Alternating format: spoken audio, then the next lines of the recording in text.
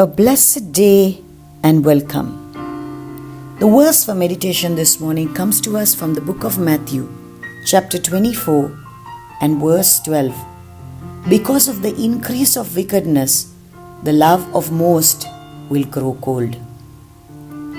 Jesus himself declared in John chapter 13 verse 35 that the world will recognize that we belong to him only through our love for one another. In fact, the Word of God states that God is love and that we are called to love especially those in the body of Christ, just like Christ loved us. This morning we read that in the last days, the love of many will grow cold because of the increase of wickedness. Whether it is because of the misleading influence of false teachers, or the persecution, or the fear of death, the zeal of many false believers will fade. They will not be as enthusiastic as they did at the very beginning, being carried away by their own desires.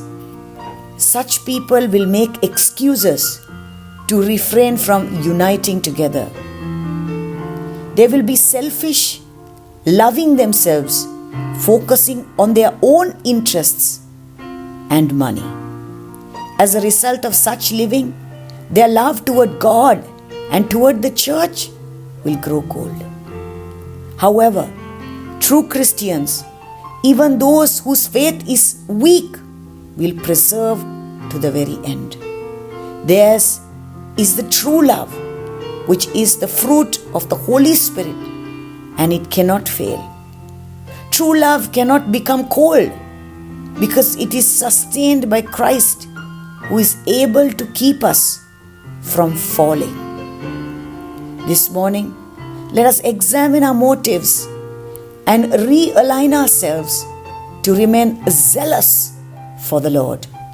May the flame of agape continue to burn brightly each and every day as we fellowship with the Lord and one another. May we remain hot when Jesus returns. Let us pray. Abba Father, we put our faith in you.